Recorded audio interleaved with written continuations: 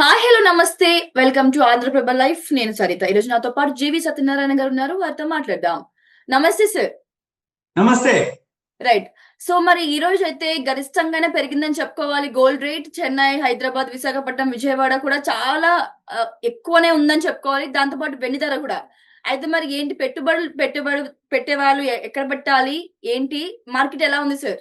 Okay, ఇవాళ all time హైకి వెళ్ళడం జరిగింది. గోల్డ్, సిల్వర్, కాపర్ అవన్నీ కూడా ఆల్ టైమ్ హై. కాపర్ లేదు, గోల్డ్, సిల్వర్ ఆల్ టైమ్ హైకి వెళ్ళడం జరిగింది.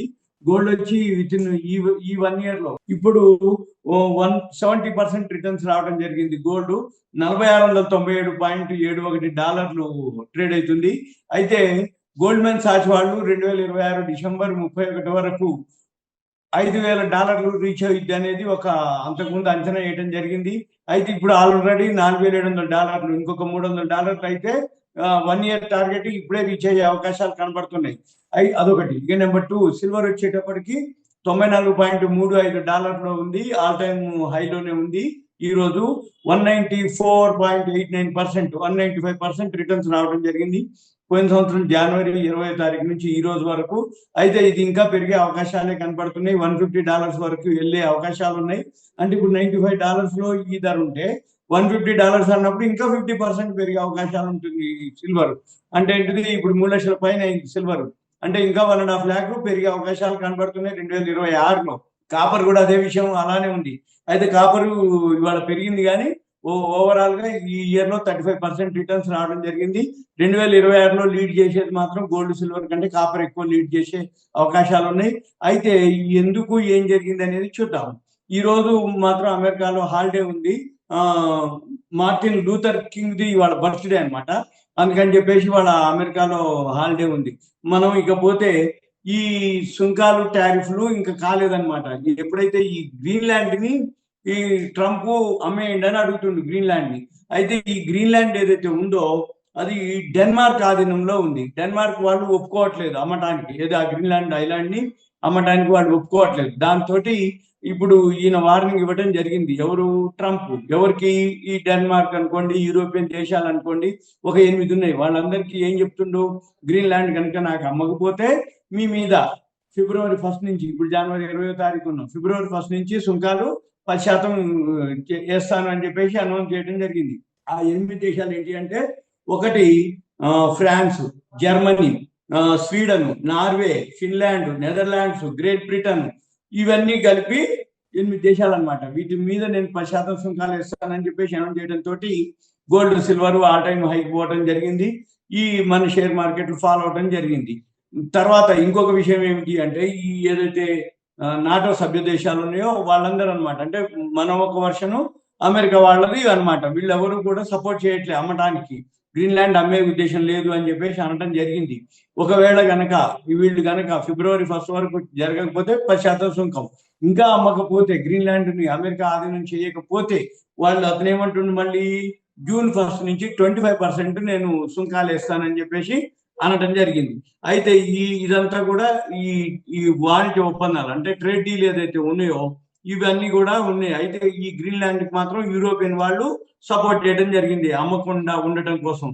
అయితే ఈ ఇష్యూలో తోటి మార్కెట్లన్నీ కొంచెం అనిశ్చిత పరిస్థితుల్లోకి వెళ్ళటం జరిగింది. దాంతో ఈ మార్కెట్లు అంటే గోల్డ్, సిల్వర్ ఆల్ టైమ్ హైకి వెళ్ళటం జరిగింది అనమాట. అయితే ఇప్పుడు యూరోపియన్ పార్లమెంట్ మాత్రం ఒప్పుకోవట్లేదు గ్రీన్లాండ్ ని ఇవ్వటానికి, ఏది అమెరికాకి అప్పచెప్పటానికి.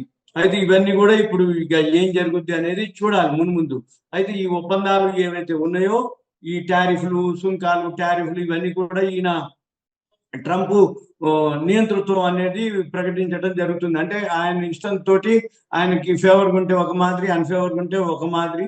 అయితే ఇప్పుడు ఈ సభ్య దేశాలు ఏవైతే ఉన్నాయో, అంటే ట్రంప్ చర్యలు ఏవైతే ఉన్నాయో ఇవన్నీ ప్రమాదకరంగా ఉన్నాయని ఈ అమెరికా నియంత్రణను వ్యతిరేకించే EU దేశాలు, అంటే యూరోపియన్ దేశాలన్నీ కూడా ఇవి పూర్తిగా తప్పు అని ఒక అనౌన్స్మెంట్ చేసి 27 సభ్య దేశాలు ఉంటాయి. ఈ 27 సభ్య దేశాలతో అత్యవసర సమావేశం కూడా ఆదివారం నిర్వహించడం జరిగింది. ఇప్పుడు ఏదైతే ఉన్నో రష్యా, చైనా సహకారం అంటే తీసుకొని ఇది ఎలా చేయాలి ఈ నాటో సభ్య దేశాలు అనేది కూడా ఇప్పుడు డిస్కషన్ నడుస్తుంది.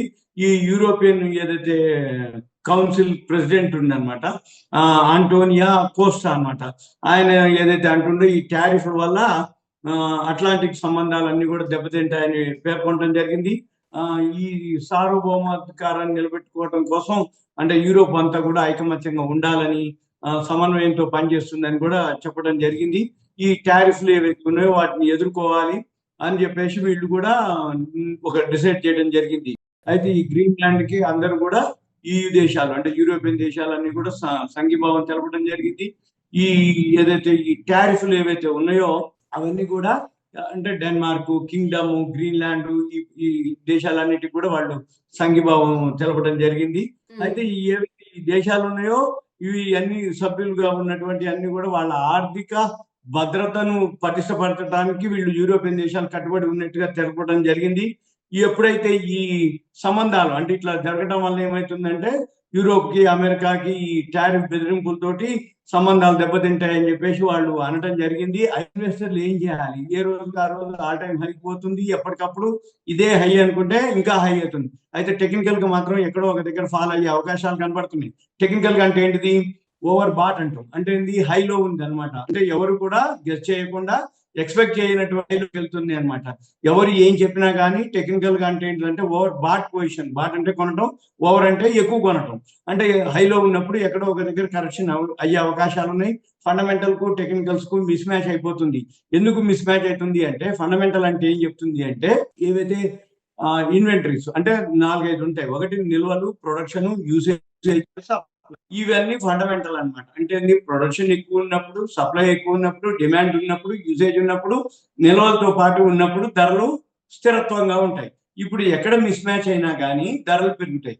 అంటే ఇక్కడ ఈ సిల్వర్ ఏదైతే ఉందో, గోల్డ్, సిల్వర్ అవి ఇన్వెంటరీస్ తగ్గిపోయినాయి అనేది ఒకటి, ప్రొడక్షన్ తగ్గింది అనేది ఒకటి, ఈ నిల్వలు తగ్గిపోయేటప్పటికి కృత్రిమంగా మార్కెట్ లో డిమాండ్ పెరగడం ఒకటి, ఆర్టిఫిషియల్ గా ప్రైస్ ఇంక్రీజ్ అవుతుంది అనేది ఒకటి.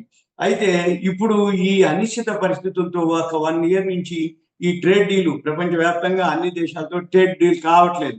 ఈ ట్రేడ్ డీలు జరిగి కొన్ని దేశాలైనా కొన్ని కాలేదు. ఇప్పటికీ ఇంకా మనం అయితే ఇంతవరకు ఇంకా ట్రేడ్ డీలే కాలేదు. అంటే మనం ఎక్స్పోర్ట్స్ అన్ని ఆగిపోయినాయి. ఈ అనిశ్చిత పరిస్థితులతోటి గోల్డ్, సిల్వర్ బాగా పెరగడం జరిగింది. ఇంకొక రీజన్ ఏంటిది అంటే ఎప్పుడైనా కానీ మన షేర్ మార్కెట్ పెరిగితే గోల్డ్, సిల్వర్ పడాలి. మన షేర్ మార్కెట్ తగ్గినప్పుడు గోల్డ్, సిల్వర్ పెరుగుతుంది. కానీ ఇప్పుడు ఈ రెండింటికి సంబంధం లేదు. మన మార్కెట్ పెరిగినా గోల్డ్, సిల్వర్ పెరుగుతుంది, మన మార్కెట్ తగ్గినా కానీ మళ్ళీ గోల్డ్, సిల్వర్. అయితే ఇప్పుడు ఏ రోజుకి ఆ రోజు ఈ ట్రంప్ నిర్ణయం మీదే షేర్ మార్కెట్ కానీ ఈ కమోడిటీస్ అంటే గోల్డ్, సిల్వర్, కాపర్ మార్కెట్లు కానీ ఆధారపడున్నాయి. కాబట్టి ఇప్పుడు ఎవరైతే ఇన్వెస్ట్ చేయదలుచుకున్నారో గోల్డ్, సిల్వర్, కాపర్ ఎప్పుడైతే ఇప్పుడు ఈ అనిశ్చిత పరిస్థితులు ఇప్పట్లో తేలిటట్లు లేవు. ఎందుకంటే ఈ సుప్రీంకోర్టు జడ్జిమెంట్ ఇవాళ అమెరికాలో హాలిడే ఉంది కాబట్టి అది ఎప్పుడు చేస్తారో అంటే లాస్ట్ వీక్ ఉండేది అనౌన్స్మెంట్, వాళ్ళు ఏం చేయలేదు. అంటే చెప్తామని చెప్పలేదు, ఎప్పుడు చెప్తామని చెప్పలేదు, డేట్ కూడా అనౌన్స్ చేయలేదు. మళ్ళీ ఆ డేట్ రావాలి. సుప్రీంకోర్టు ఎప్పుడు అనౌన్స్ చేస్తుంది? ఏది? ట్రంప్ చేసేటటువంటి సుంకాలు, టారిఫ్లు చట్టబద్ధత లేవు ప్రపంచ దేశాలు ఫైల్ చేయడం జరిగింది సుప్రీంకోర్టులో. దిగువ కోర్టులన్నీ చెప్పేయడం జరిగింది ఏది ట్రంప్ తప్పు అని. అయినా కానీ మళ్ళీ సుప్రీంకోర్టుకి పోవడం జరిగింది ఫైలు. ఇప్పుడు సుప్రీంకోర్టు జడ్జిమెంట్ చేయాలి. ఏమని? ఈ చట్టబద్ధత ఉందా లేదా అనేది. చట్టబద్ధత ఉంది అనంటే ఎలా ఉంటుంది, చట్టబద్ధత లేదు అనంటే మన ట్రంప్ కి ఎగనెస్ట్ అనమాట. అప్పుడు ప్రపంచ దేశాలకి ఓకే అయింది. మళ్ళీ అప్పుడు ఈ ట్రంప్ ఏం చేస్తాడు? ఎందుకంటే ఈ సుంకాలు, టారిఫ్లు గనక లేదు, చట్టబద్ధత లేదు అంటే ఇప్పటి వరకు కలెక్ట్ చేసినటువంటి ఫండ్స్ ఇవ్వాల్సి ఉంటుంది వాళ్ళకి, ఇవన్నీ చెప్తుంది అనమాట. అందుకని అమెరికా ఎకానమీ పడిపోతుంది. ఇప్పటికి ఆయన మీద ఉన్నటువంటి ఆయన ఏదైతే ఇగో అనుకోండి, ఆయన ఏదైతే ఉందో ఒక్కసారిగా రివర్స్ అయిపోతుంది. అందుకని చెప్పేసి ఆయన మళ్ళీ ఏం చేస్తాడు అనేది కూడా ఆలోచించాలన్నమాట. ఇవన్నీ ఇప్పట్లో తేలేటట్టు కనబడట్లేవు. కాబట్టి షేర్ మార్కెట్ కొన్నాళ్ల వరకు ఇదంతా క్లియర్ అయ్యేంత వరకు షేర్ మార్కెట్ ఫాల్ అవుతూనే ఉంటది. గోల్డ్, సిల్వర్ తగ్గినప్పుడల్లా పెరుగుతూనే ఉంటది, మళ్ళీ ఇంకా పెరుగుతూనే ఉంటది, ఇంకా పెరిగే అవకాశాలు కూడా ఉన్నాయి. ఎందుకంటే ట్రంప్ 1 year అయింది, ఇంకా 3 years ఉండాలి ఆయన. ఈ ట్రంప్ 1 year ఇంకా 3 years ఉంటే ఈ 3 years లోపల ఆయన ఏం చేస్తాడు? ఆయనకి ఫేవర్ ఉంటే ఒక మాట ఉంటుంది, అన్ఫేవర్ ఉంటే ఒక మాట ఉంటుంది.